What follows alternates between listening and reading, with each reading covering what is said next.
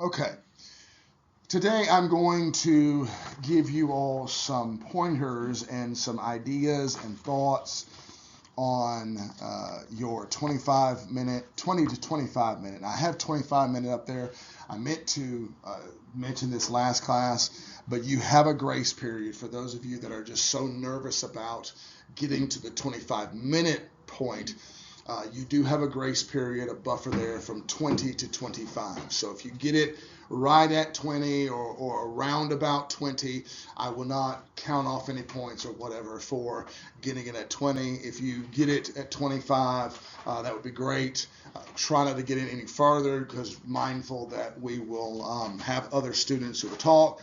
And not just that, not just in other students, I won't do so much critiquing per se of the Bible study, but what I want it to do is do what a Bible study is supposed to do, which is to promote some discussion. Again, not major discussion that we're overflowing in somebody else's time, but just some brief discussion. And I'll make that plain in just a moment with this. So you may want to jot some things down, at least the first little bit, or take a picture of it.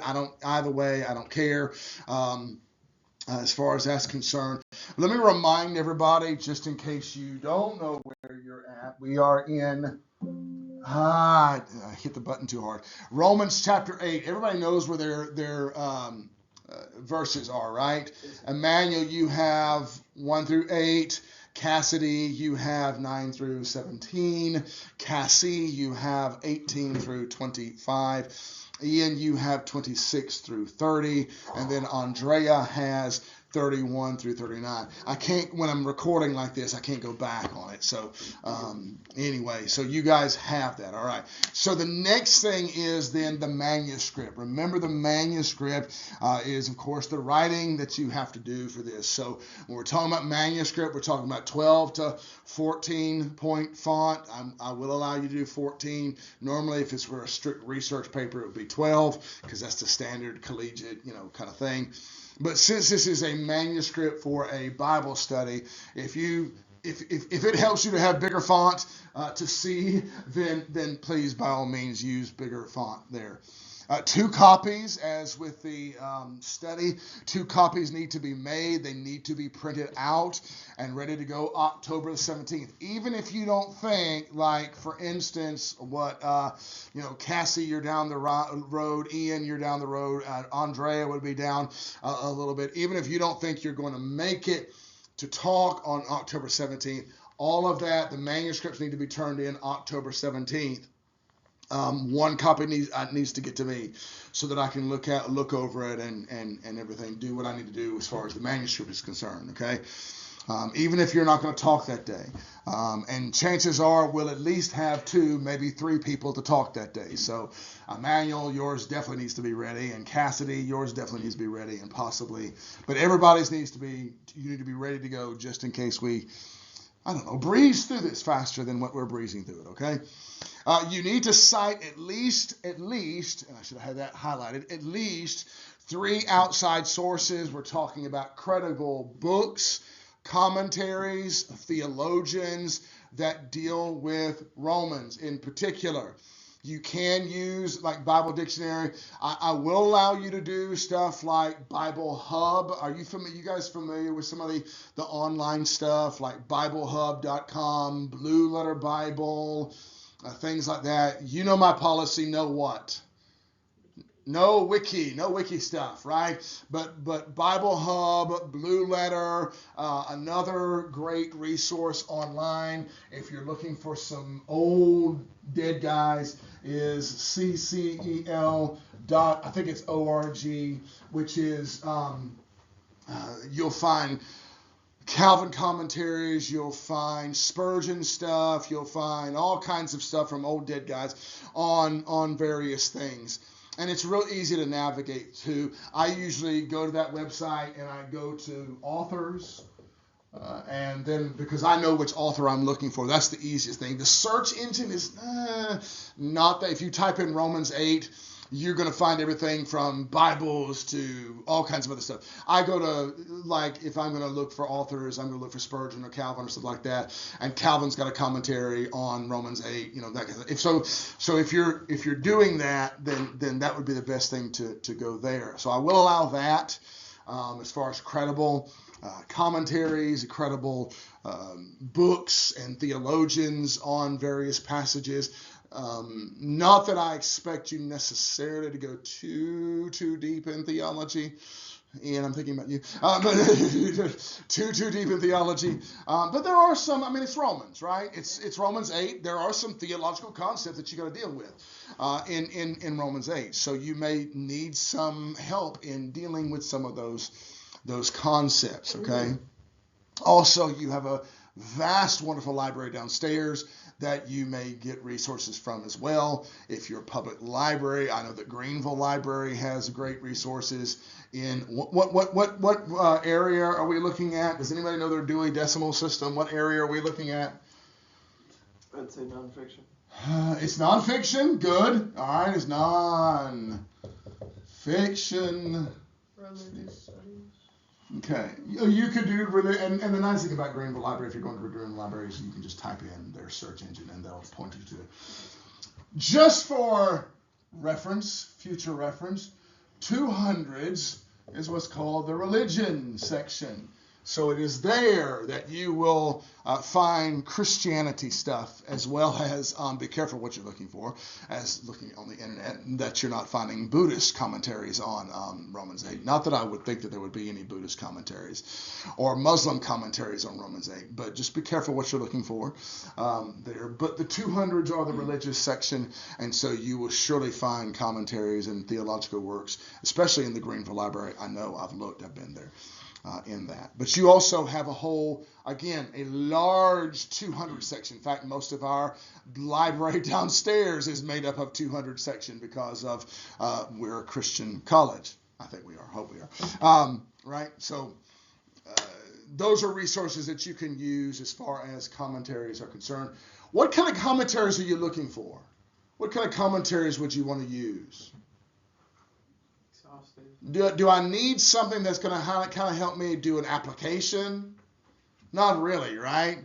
I should be able to derive application. Yeah, historical. How about like word or I should say dictionary?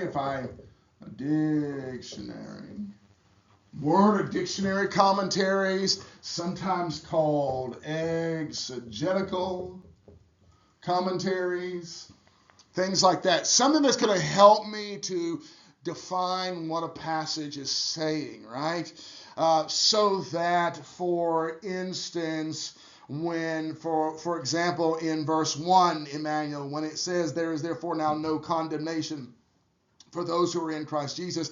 And let's just say for the argument that you don't know Paul's concept of what condemnation means.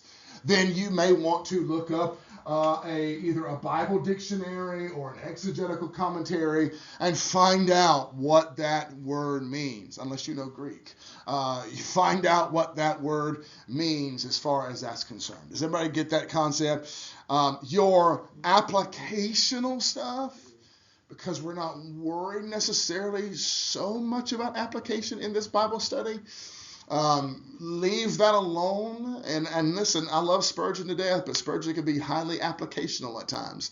He can be highly he's just you read certain things from Spurgeon and just get your soul lifted. Either he'll leave you lifted or leave you confused, one or the other. So Spurgeon's not really, unless you find a perfect unless quote. You know what you're looking for and find a perfect quote. Yeah. Otherwise, right. You got to read the whole thing because he doesn't do that is the one thing I've had against Spurgeon compared to all the other theologians is his commentaries are just, here's my sermon on that. Yeah. And then you might find where you're talking about, but if you're just like, what does Spurgeon say about chapter 7 of 2 Corinthians, verse 23, you're never going to find it. Right, yeah. As much as I harp on expositional preaching, which is preaching through texts of scriptures, Spurgeon is not an expositional preacher. He will take a verse. Now, the good thing about Spurgeon is, number one, he was a genius. And number two, he takes every road and points it to Christ. So if you're looking for Christological applications, that may be a case if you can find it.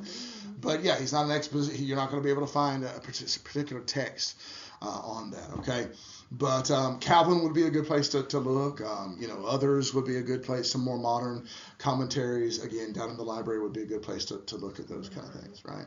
And I'm sorry I keep looking at it, mentioning Calvin. I know that's not popular, but listen, the guy was a genius, and he's written a commentary on every New Testament book except for Revelation. His commentary on Romans is 1,400 pages. Yeah, it doesn't get much more done than that. And if you can't find that one, either it's right on here, downstairs or whatever, it's up here. You can find it here. Okay.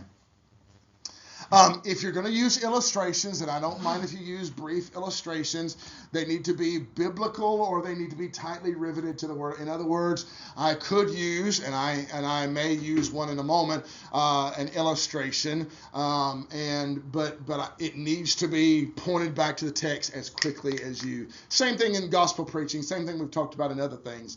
It needs to be pointed back to the text. Don't spend a whole lot of time on that, okay? Questions, comments about that slide? Anything? All right. Challenges. You must deal in some way, shape, or form every verse within the 20 to 25 minute time frame. Remember the policy. If you read it, whether you deal with it exhaustively or whether you deal with it in passing, you need to deal with it in some way. Also, another challenge, the first person, Emmanuel, this would be you, leading the Bible study needs to give me a brief historical background of Romans. So everybody else doesn't have to give me a brief historical background of Romans. All of the rest of you, for instance, Cassidy, you're up next, you would just piggyback on what Emmanuel is saying. Does that make sense? All right, so you'll just piggyback on what Emmanuel's saying. But Emmanuel, you need to give me a historical background, and I'll show you what this looks like in just a minute, on the book of Romans.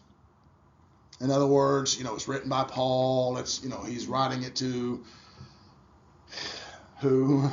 No, He's writing it to the Romans, right? He's not writing it to the Venezuelans, right? He's writing it to the Romans, right? And then just a brief little historical background there. I'll show you what that kind of looks like in just a moment. And then each person, like for instance, when you conclude your study, and I'll explain that a little bit more in a minute, but one of the things that you'll do when you conclude your study is you will briefly set up for the next person. So you'll set up for Cassidy, and I'll show you what that looks like in a moment, but you'll set her, and then Cassidy, you'll set your study up for Cassie and her verses, and then Cassie, you'll set up yours for Ian, and so forth, okay? All right. Questions, comments on that? Yep. Good? Okay. All right. The last person, and that would be Andrea, needs to briefly recap all that has been presented before, okay? So what she will do is that she will very briefly, not expounding on, not treading on y'all's territory, but she will briefly recap what has been said in a brief way. And she really doesn't need to, hopefully each of you are listening to each other's studies. So if you wanted to interject a couple of things, that's what was said in the study. But you really don't have to do that. You could just go back up and go, hey, these verses, like for instance with her, she's got the last few, 31 through 35, I think it was. And she's going to go, well, the first 30 verses were this, that kind of thing. As a Bible study, each person will need to create at least 3 study questions at the end of their presentation, because this is what a Bible study does, right? At the end of their presentation, that will lead the audience to do further study, like outside of class. In other words, you should walk away from a Bible study, much like you should walk away from a good sermon, expositional sermon on Sunday morning. going, that was interesting the way he talked about that text. How can I go find out more about that text? And so you will develop, again, 3 questions or verses or even comments for further study. If you want further study, go see this, that kind of thing, or asking questions. So would those questions be like questions about application? Yes, they could. Yeah, absolutely. Like yeah. How does this? How would you utilize this to apply it to this? Right. Exactly. They could be part application. And again, I'm going to give you an example of this in just a moment. But yeah, it could be part application. It could be part, hey, does this verse connect with this verse? Or let me put it a better way. How does this verse connect with verses that I didn't, again, you're what, 9 through 17, and something juicy is in Cassie's section of verses, but you can't get over it, like, I wonder, does this connect with something that's said here, right? That kind of thing. But yeah, they can be application as well. Let me show you, as far as an estimated time reference, what that looks like. What that looks like for Emmanuel. So Emmanuel, you might want to pay attention here. Not that you're not paying attention, I'm just saying. So for about the first, and I've got it time broken down into estimated time slots. And this is on the 25-minute basis. So again, if you're thinking you're going to run about 20, then just bear in mind, keep in mind your time frame. So about 5, and once we get rolling with this, you'll clearly see where we're going here. So for about 5 minutes or so, I've estimated about 5 minutes. It doesn't have to be 5 minutes, but just about there. A brief historical background on Romans.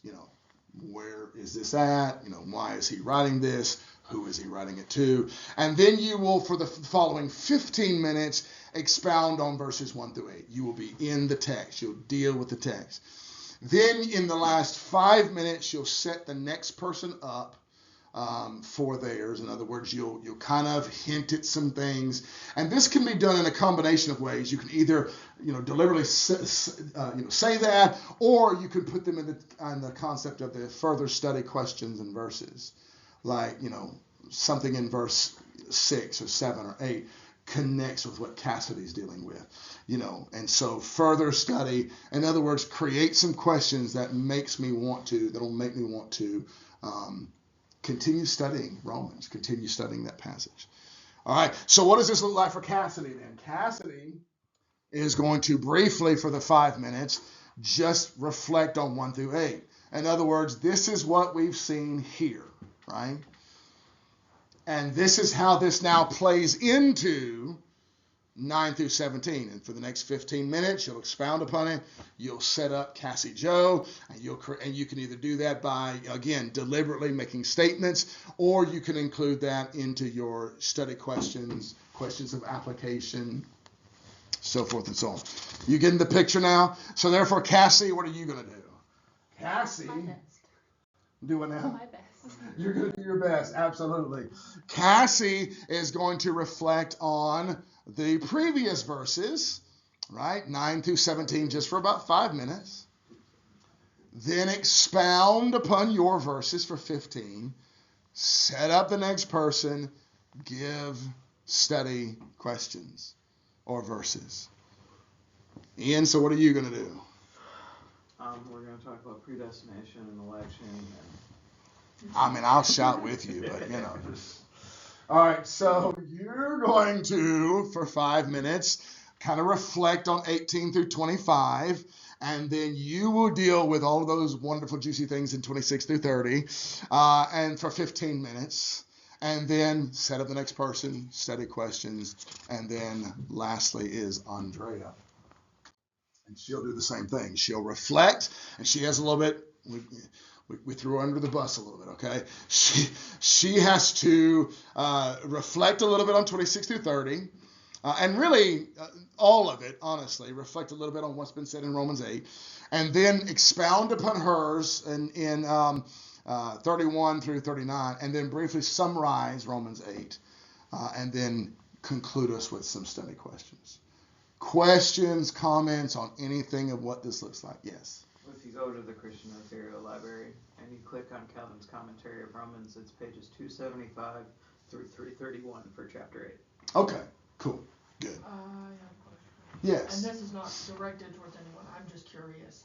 Are we reflecting on what the text says or what the person before us said? Mainly the text says. Okay.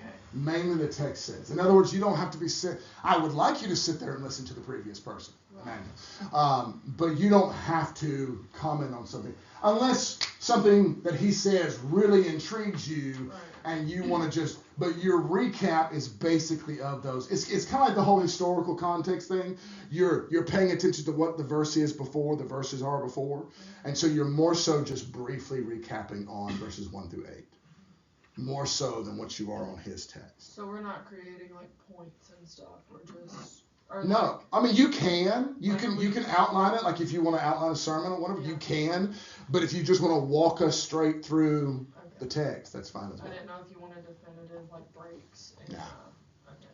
I mean, breaks and points, they do help the listener, and more so they're an advantage for the speaker because it gives me in my mind, where I'm going, how I take the plane off, how I fly the plane, how I land the plane. But yeah, just if it helps you, make it. If it helps you just to walk through the verses, then walk through the verses. Makes sense? Other questions, comments? We're good. So let's see if I can hopefully exemplify this. What does this look like for me? So please open your Bibles to Romans chapter 7. Why am I going to Romans chapter 7? Because it's the before. It's before Romans 8, right? So I want us to look at Romans 7, verses 13 through 25.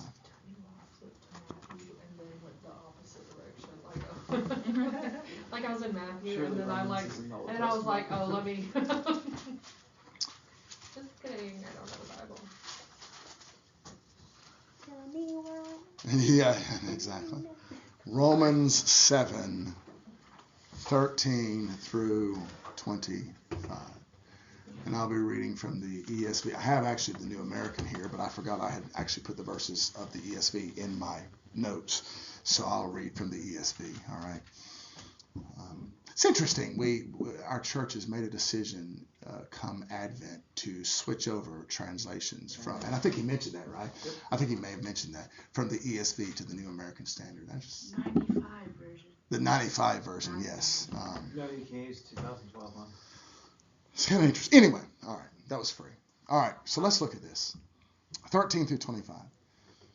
Did that which is good then bring me to death? By no means.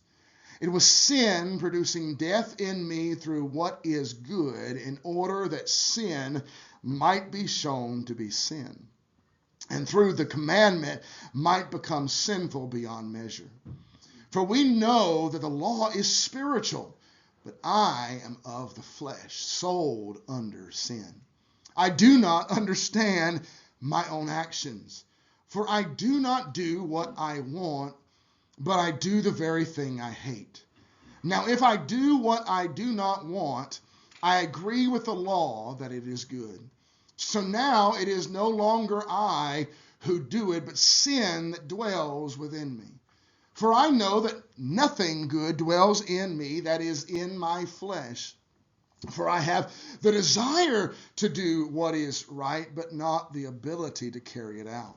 For I do not do the good I want, but the evil I do want is what I keep on doing.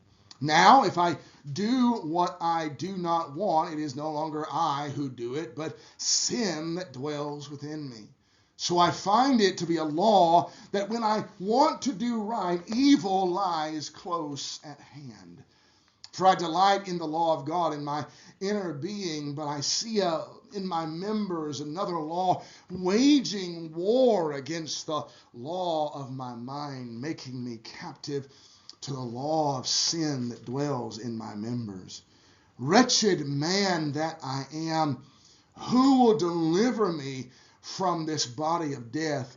Thanks be to God through Jesus Christ our Lord. So then I myself serve the law of God with my mind, but with my flesh I serve the law of sin. This is the word of God for the people of God.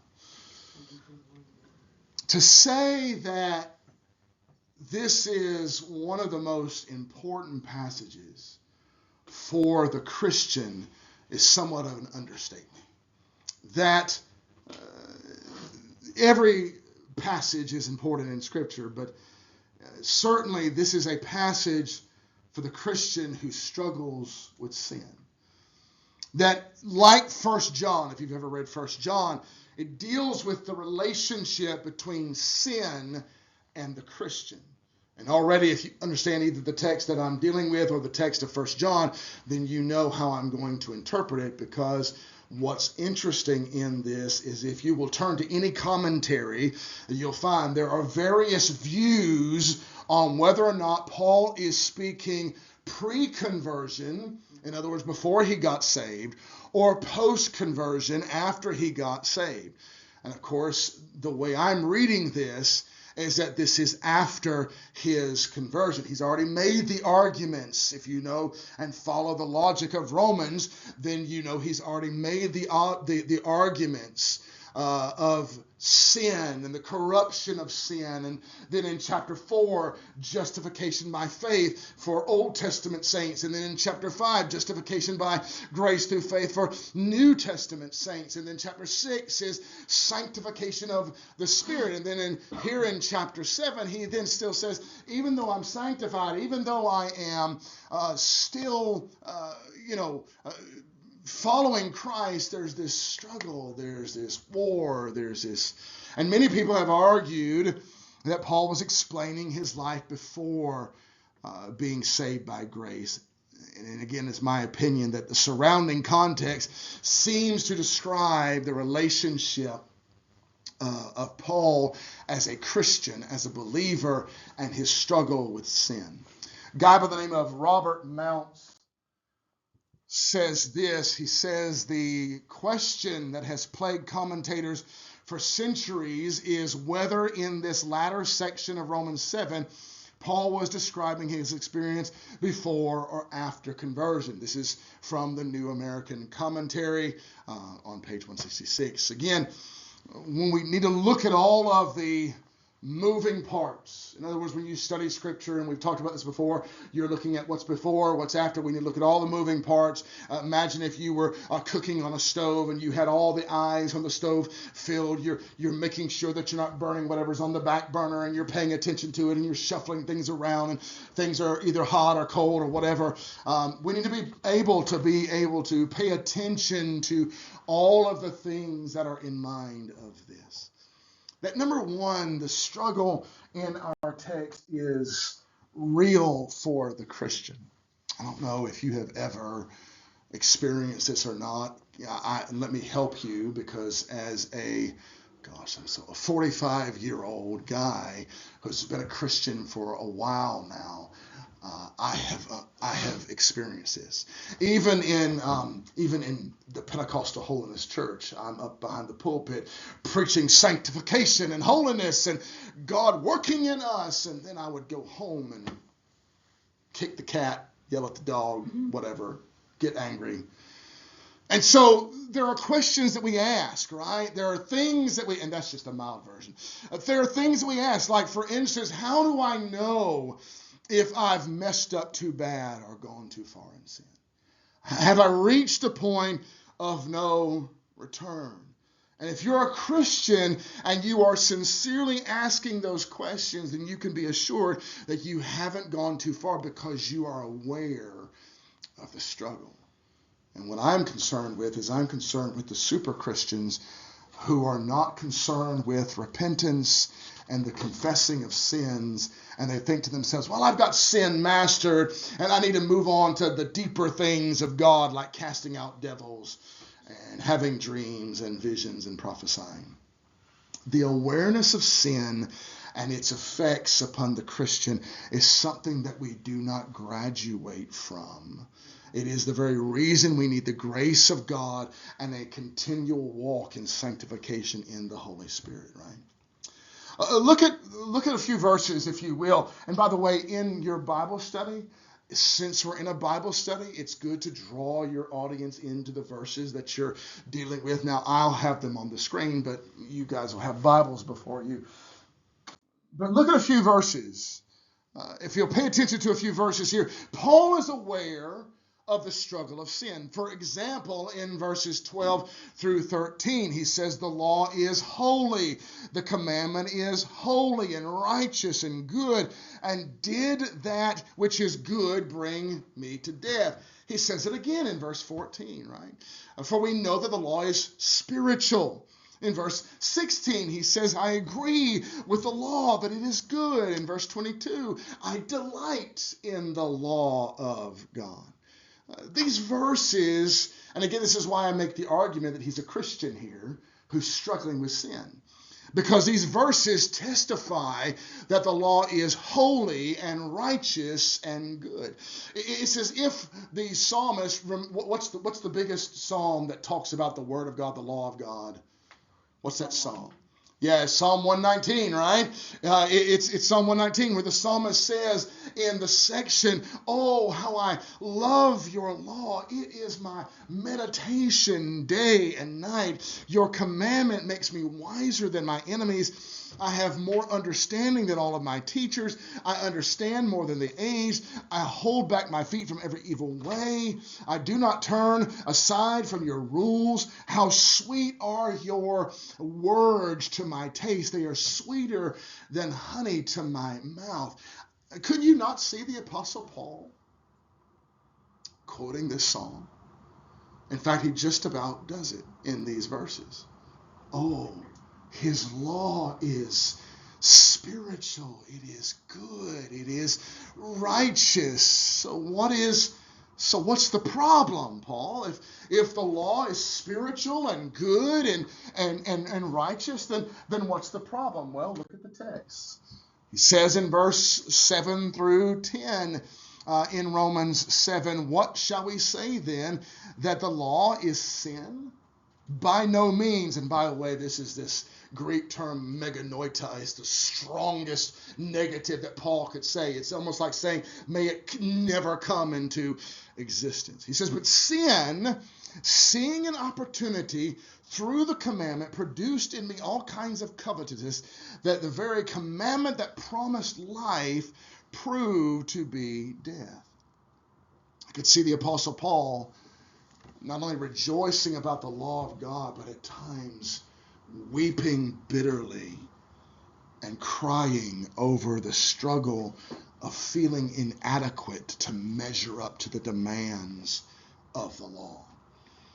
Paul said the problem wasn't with the law of God in himself, with itself. The problem, the struggle with the law is that no matter how good and how righteous and how holy or how much of a delight it is to the Apostle Paul, it cannot save, it cannot sanctify, it cannot deliver. To solidify my position, this section is dealing with the Christian struggling with sin. The verses that dealing with holiness and righteousness and the delight of the law come from a man who is in right relationship with Christ. Think about it. No sinner would ever say the law is holy and the commandment is holy and righteous and good. If you know anything about Romans, if you know anything about the background of Romans, Paul affirms this, right? He talks about the fact that the sinner despises the law of God and is in a deeper war against the law of God than even the Christian is. No sinner says that the law of God is good and righteous and holy. It is the Christian who, like Paul says in these verses, I delight in the law of God in my inner being. I delight. Christians say that. I delight in the law of God. Remember, how does Paul describe the law, or describe the sinner and his attitude of the law in Romans 3? What does he say? There is none righteous, no, not one. No one understands. No one seeks for God. All have turned aside, and together they have become worthless. There is no fear of God in their eyes. The unregenerate, the sinner, the non-believer, if you will, is very much like Pharaoh. Pharaoh, who talks about in Exodus 5, says this. He says, "Who is the Lord? Who is Yahweh? That I should obey his voice and let Israel go. I do not know the Lord, moreover, I will not obey his voice." That's the unregenerate, the sinner's thoughts about God. The sinner no more struggles with the law and his own sin than Belshazzar did. This is Daniel chapter 5. After killing God's people and perverting the objects in the temple of the Lord. In Daniel chapter 5, the Bible says, and Daniel records, they drank wine and praised the gods. In other words, these are holy vessels that were from the temple and tabernacle. And they did this glorifying the gods of silver and gold and bronze and iron. Like Belshazzar, sinners who do not repent will not struggle with the law of God until they have been weighed in the balance, found lacking, and either submit to Christ now or they submit in hell. The struggle is real. The struggle is real. Paul says, the struggle is real in Romans 7, for I have the desire to do what is right, but I do not have the ability. Again, the desire to do what is right doesn't come from the sinner. The desire to please God and do what is right comes from the Christian who recognizes their love for God in the very real present struggle with sin. Here's where I was going in verse 15. By the way, look at verse 15 for a moment and see if you cannot identify with what he says in verse 15. Can anybody identify? And I have it on the screen, but can anybody identify with this verse? I do not understand my own actions. Have you ever been there where you literally have done something, you know you're redeemed, you know you love Christ, you know that you're following after him, you're trying to follow after him with your whole heart, and somehow you fall into that same stupid thing again, and you go, why did I do that? I know I'm not supposed to. And Paul here is affirming this. I do not understand my own actions. It's one of my favorite verses. A Christian who loves Christ yet struggles with temptation and your own fleshly desires, again, you will cry out this statement. Calvin says this, that when a man is left to his own nature, he is completely borne away by his lust without any resistance. Maybe this is why, after committing sin with Bathsheba, David writes, if it is to be believed that David wrote Psalm 51, that he says this, cast me not away from your presence. Take not your Holy Spirit from me. Restore to me the joy of your salvation. Uphold me. In other words, what is David saying? Oh, God, do not leave me to my own devices and plans and thoughts. I have offended the Spirit of God by my actions. Please don't take him away. I need the Spirit of God to make me stronger and to stop from doing these offensive things again. Look at verse, and I don't have them on the screen, so look at, again, the following, verse 15 through 18. And again, can you not identify with this? I do not understand my own actions, for I do not do what I want, but I do the very thing that I hate. Now, if I do what I do not want, I agree with the law that it is good. By the way, does anybody notice the personal pronoun here? Yeah. Let me read it again like this. I do not understand my own actions, for I do not do what I want, but I do the very thing that I hate. And I could keep on going here. I'll try not to be annoying, but I could keep on going here, right? Because the problem is I. The problem is me. The problem is my flesh. And he says that there is nothing nothing good dwells in me that is in my flesh. Kind of shoots down that idea of, we're all born with some kind of goodness in us. Paul says there's nothing good in our flesh. The word here in verse 17, hamartia. And hamartia is used in two ways in Romans chapter 7. It is used as the nature of sin, and it is used as the actions of sin. It is used as the nature of sin because Paul says in verse 17, so now it is no longer I who do it, but sin. It's a noun. What's a noun? Let me ask this question. Person, place, or thing. Person, place, or thing, right? And so therefore, this is a thing. It's that when God comes to punish the sinner, he's not punishing the object, the sin. He's actually punishing the person in which the sin dwells. He's talking about sin nature, right? But he also expresses sin out of our sinful nature in the actions of sin. Look at what he says in verse 15. I do the very thing that I hate. I do what I do not want to do. The evil that I do not want to do, I keep on doing. In other words, out of our nature produces this actions of sin. Once again, Paul's testimony is that he doesn't want to go against the law of God or against Christ. The Christian testimony is that I love Jesus Christ. And again, have you been here? I love Christ with all of my heart, but there are times and there are moments that I do the very thing that I hate. Now, there's a problem if you love the thing that you're doing that's wrong. I would worry about your salvation. But Paul says, I do the very thing that I hate. There are times when the child of God who deeply loves Christ will say, I do what I do not want to do. I, again, lose my temper with my family. I kick the dog and throw the cat. I do all of those things. That's actually a more accurate representation of my life. I kick the dog, I throw the cat, all kinds, get mad, all kinds of other stuff. That seems like mild, but we wonder, why do we do these things? It is because the real struggle of our flesh and the spirit. Understanding the struggle. Verses 18 says again, for I know that nothing good dwells in me that is in my flesh, for I have the desire to do what is right, but not the ability to carry it out.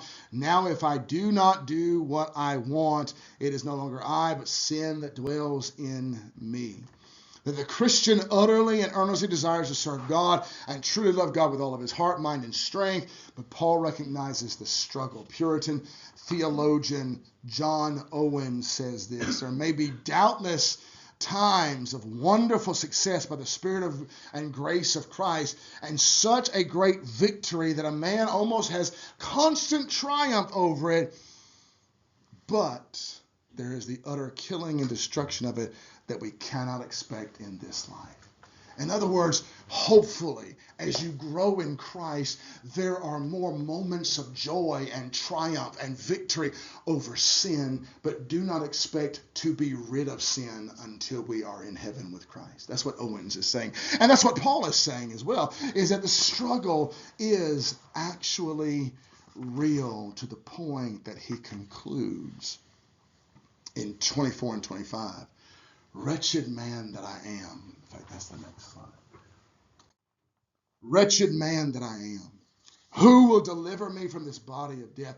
And look back for a moment at verse 13. Verse 13 says, did that which is good, talking about the law, bring me death? What kind of death are we talking about? Verse 24, wretched man that I am. Who will deliver me from this body of death? In other words, if the law, which, according to Paul, I love, is bringing me death because of my sinful nature and my sinful actions, then who can deliver me?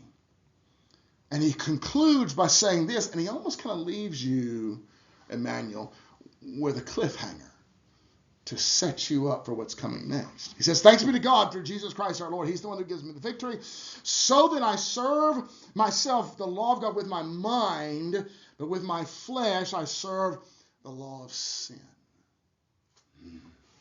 And see, I have to stop there because I can't go into the next text. But let me ask some questions. And these would be the questions that I would ask for in review. Is there a hint of this death for the Christian? Because remember, the Christian is supposed to be resurrected, regenerated, alive. But there's this death for the Christian who struggles with sin. I wonder if there's something in Romans 8 that tells us about the Christian who struggles and deals with about sin. Could it be possible that Paul connects Romans 7 with Romans 8? Question number 2, how does Jesus bring the struggling Christian victory over their sin and whatever this death is? If only, I don't know. If only Romans 8 would tell us of someone that Jesus would send. Oh my goodness, I made a typo. That says sin. Oh my goodness. It's supposed to be send. Please don't leave out this classroom and go, Professor Watford made a theological error here, and he's saying that Jesus is sending someone to sin. Send. Let me enunciate that for the for the audio. If there's only someone that Jesus would send to help us in our struggle. If only Romans 8 talked about someone, I don't know, like a paraclete. In a great and mighty way. And then finally, if you want more on the study of the Christian's struggle with sin in their lives, read 1 John chapter 1, verses 5 through 10. Read 1 John chapter 2, verses 1 through 6. Read 1 John chapter 3, verses 6 through 8. Or the good thing would be just to read all of 1 John. 1 John deals with this heavily in the Christian's struggle with sin and the victory over sin. Yeah. Questions, comments, thoughts? Not necessarily on my presentation, although if you want to comment on that as well, that's fine. But this is somewhat of what it would look like. Now, and Emmanuel, I have given you a good setup for what this looks like. Hopefully, I think I've given a good setup of what this looks like. So that now you should be able to piggyback on what I've said in Romans 7 and continue with this idea of death and struggle and everything else in Romans 8, right? Questions, comments, anything? We're at the beginning, reading our passages. Okay. And then breaking them down. Yes. Question. I was just clarifying that was a question. Yes, we're at the beginning of just reading them, breaking them down, that kind of thing. Yeah. But like we can do our recap or reflection on the previous and then read ours. Yes. Yeah. Mm-hmm. Yeah. Anything that helps you to understand the text, do it. Read it. Anything that helps you to understand the chapters before. And again, Paul is so methodical and he is so meticulous in Romans that just like I walked through Romans 1 through 3, the condition of sinful man. Romans 4-5 is justification by grace through faith. Romans 6, sanctification. You need to have that rolling in your mind. Because Paul is so meticulous and so methodical, so theological in that it helps you set up. It sets up the rest of Romans, right? What's the problem of humanity? For all have sinned and fallen short of the glory of God. That the wages of sin is death, but the gift of God is Jesus Christ our Lord. Right? What's the problem with humanity? That the wrath of God is against all ungodliness, that through their ungodliness and their unrighteousness they suppress the truth. That's the problem with humanity.